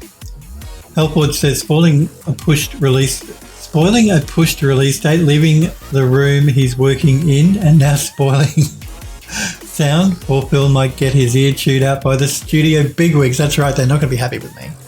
Well, no, they're pretty good. They are pretty good. Like, they tell me not to leave the rooms I'm working in. Fine. And generally, I try not to. Sometimes I can't help it because, you know, Phil does what Phil wants. No. There are sometimes I need to leave the room to grab assets and things. So they understand that. And they're pretty good about it. But they would rather I didn't spoil too much for people that want to buy and play the game. And I get that. But sometimes it just can't be helped. Like with that music and stuff, that just happens because it's programmed to happen. So yeah.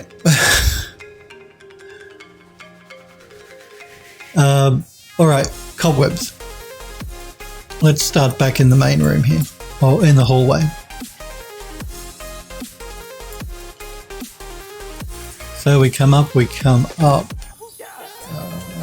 cobwebs we got? I don't know if I've actually created all the cobwebs I want. I'm going to try and keep reusing the same cobwebs over and over so we can instance them again, which will help with performance. Elfwood says, Rebel Phil hype, that's right. Okay, we have this cobweb.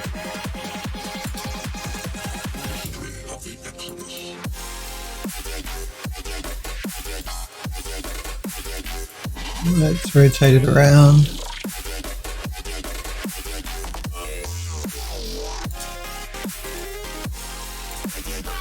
And let's bring it over and up.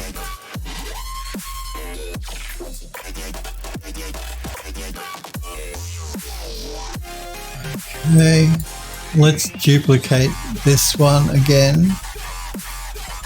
You know, these cobwebs are really painful to work with because they're so fine. They're really hard to select. I knew I was going to have this problem.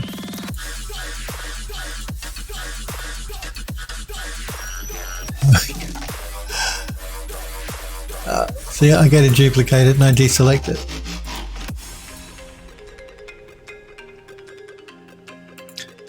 Let's duplicate it and let's put one.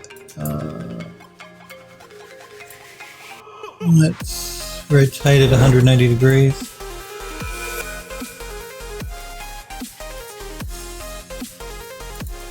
And let's move that one up into here.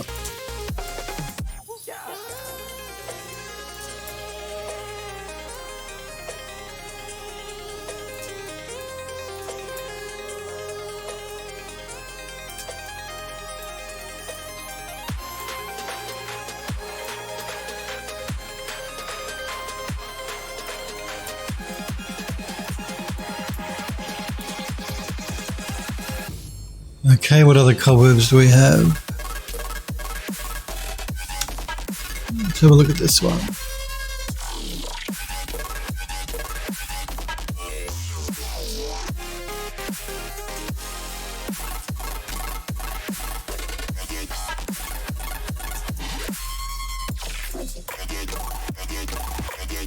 Let's rotate it around the right way.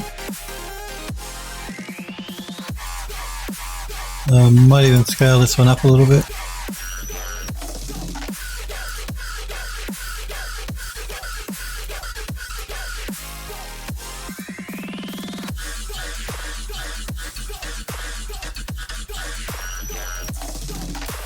Where would be good for a cobweb?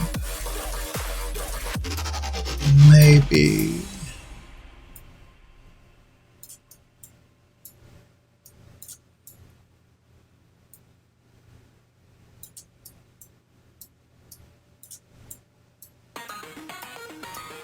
Let's rotate it around.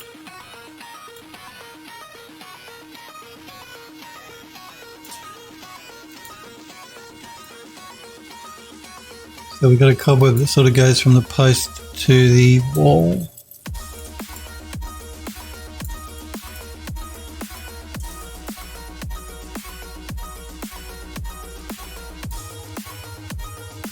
Help watchers, is there a way to lock the selection so you don't accidentally select stuff you don't want to? Android Lost says that's a good question. I never saw that in UE4. No. There is a way to turn stuff on and off. Like if you turn it off, the viewer, like the little eyeball, then it will disappear and you won't be able to select it. But there is no way to lock to a selection that I'm aware of either. Unfortunately. Because it would be handy.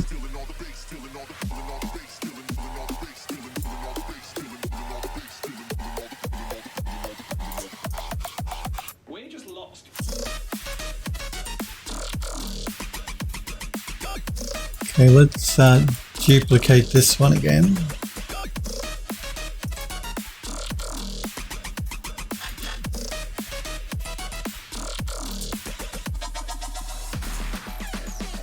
Let's put that.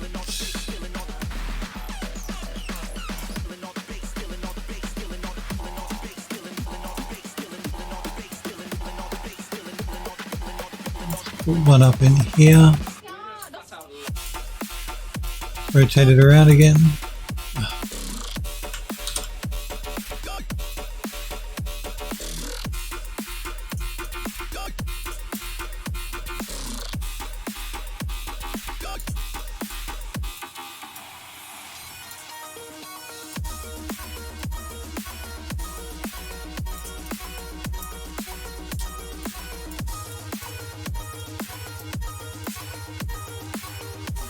Helpwatch says, alright, I figured I'd ask, since locking select like you would in 3D software would be easier than hiding every... Yeah, no, I agree, it would be. But no, I'm not familiar with anywhere to do a lock on the selection here. You have to remember though, this is a game engine. It's not really like 3D, just not like Blender or Max where you can actually lock, like you say, to a selection. It would be handy for Epic to include something like that. I don't know how high on their priority list that is though. But I don't disagree, it would be cool. What else we got here? We've got another one here, different one. Again, I'm just going to scale it up a little bit.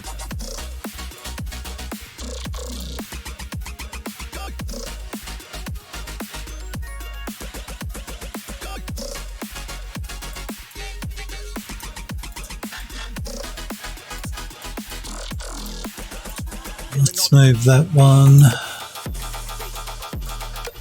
back here.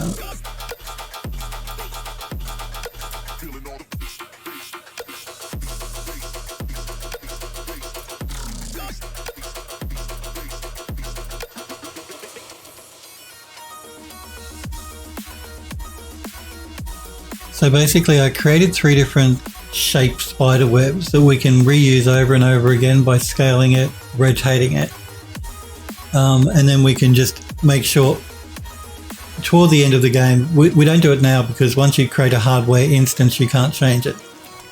But just before the game the area is finished, we will turn them all into hardware instances, which will optimize them all. So basically the game will only load them into memory once, and then the graphics card will copy them around really cheap with very little performance impact.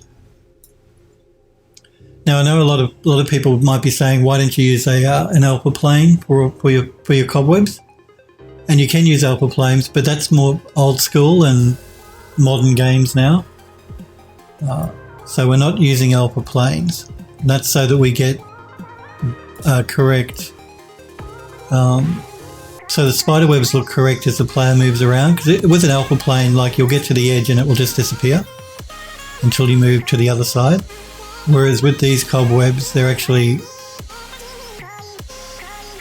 physically accurate and correct, because they're not alpha planes.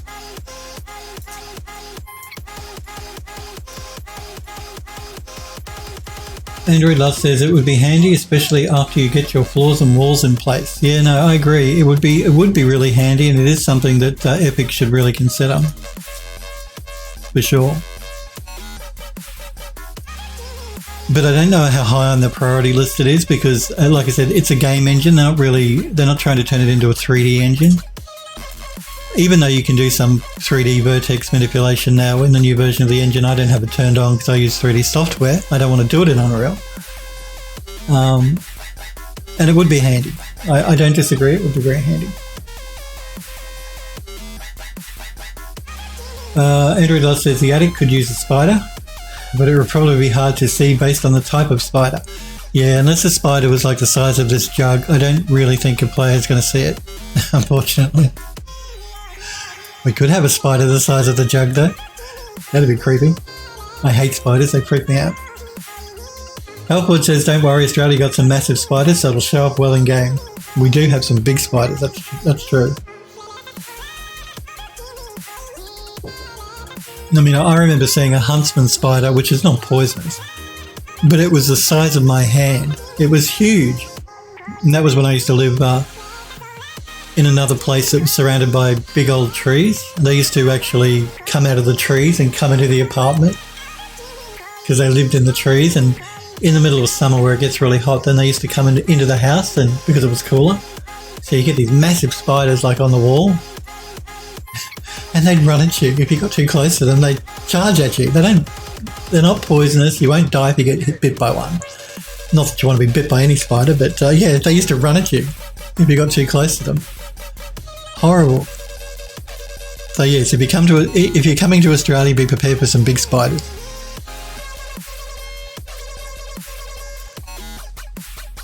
Australian spiders. We have this corner web mesh here as well. Let me just have a look at this one.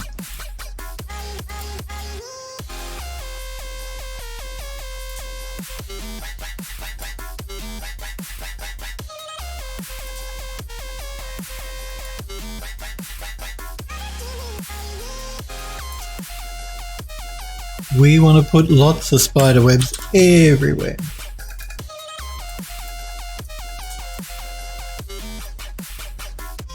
So we're going to fill up that corner with a big spider web.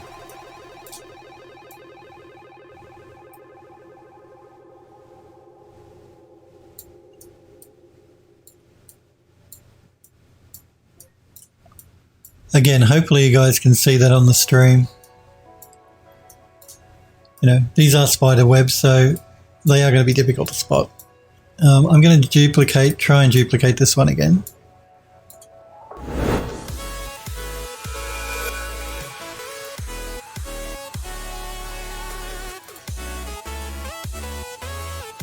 And we're going to move it and rotate it.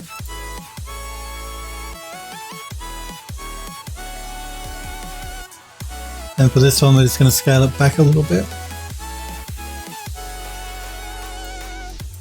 And move it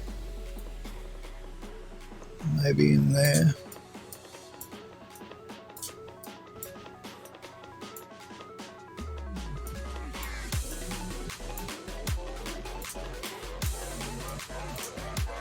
Might move it in a little bit.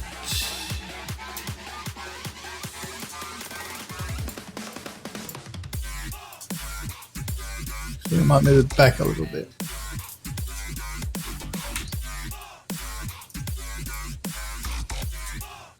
Lots of spiders in there. Lots of spiders. Okay, we've got spider webs over here. We need some more over here. So, again, I'm going to duplicate this web if I can select it.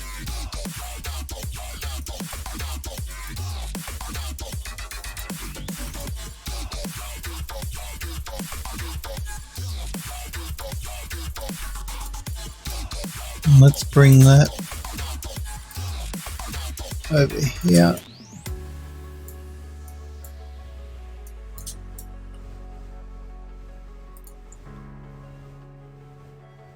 Helpwood says, now I'm curious as to why you all don't have as many guns as Americans. Having a shotgun and a 50 caliber revolver by your nightstand when you see a spider would be handy. You'd freak everybody out, shooting spiders in the middle of the night.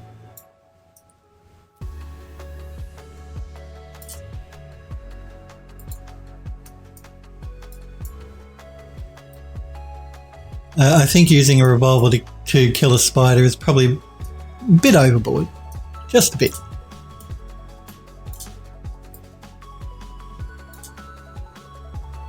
Just going to turn angle snap off here so I can get this spider web sort of positioned correctly.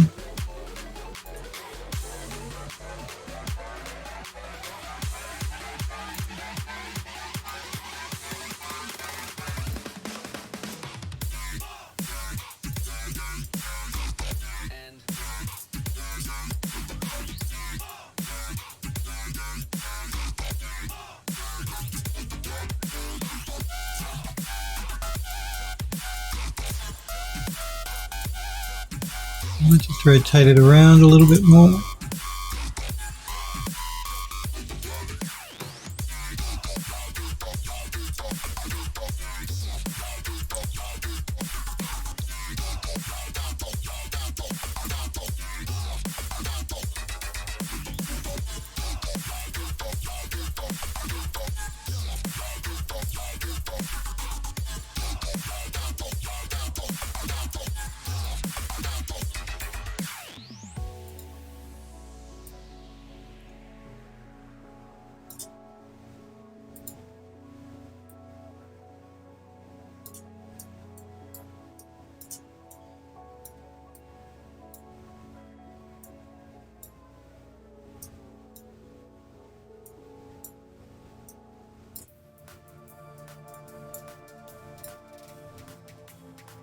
Android Lost says, the largest spider I've seen was a golden silk spider. I thought the thing was huge. Well, no joke, I have seen spiders bigger actually than my hand, you know, so huge, like huge spiders.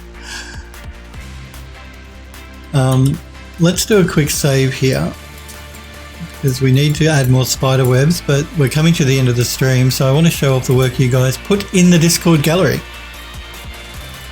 Tomorrow when we come back, we will continue putting the spider webs in, and then we're going to do the lighting. So that's the plan of attack for tomorrow. Finishing the spider's webs and doing the lighting for the room. But now I just want to show off some of the stuff you guys posted in the Discord. So let's start with Wax King. He posted, I believe it's a sword for Sword Timber. My prompt was star, so I made scimitar. So this is a scimitar created by Wax King. Very cool. It's very cute. I see, so the scimitar, the handle here, and that's the blade. Very nice work, Wax King. Our second favourite posted this incredibly creepy thing. Maybe it's because Halloween is coming up. That is totally spooky, dude. Mega spooky. Oh, wow. Looks great though. I love it. I love the texturing work. It's very painterly. And man, that is spooky, spooky as. Wouldn't want to get bitten by those teeth. Actually, Resident Evil, The Room, I think that's a new game that's just been released, isn't it? It's just, I don't know what it is. I haven't looked into it enough. But I remember reading an article on Resident Evil, The Room, I believe it's called. It's a new sort of small game that that's been released. It reminds me out of something from Resident Evil. Android Lost says, I'm working on something creepy if I can finish it in time. Well, and speaking of Android Lust, let's copy this link and check out Android Lust's little pirate. Again, I love it. It's incredibly creepy, very disturbing. But nice work there. Second favourite. And this is Android Lust's work. Very nice. What, is he a bug? Some sort of bug? Little pirate bug? It looks great. I love it. I love the eyebrows. The eyebrows are really cool. And look at those pecs. Man, that's one ripped bug. Oh, it's a turtle. Sorry, it's a turtle. No, but that's one ripped turtle, then. Love the eyebrows. Very cute. Love the little pirate head as well. Looks great. It's a turtle. I'm sorry, it looked like a bug to me, you know. Oh, I didn't see the shell on the back. Okay, Bill's not paying enough attention. I was too distracted by his ripped belly here. But it looks great. I love it.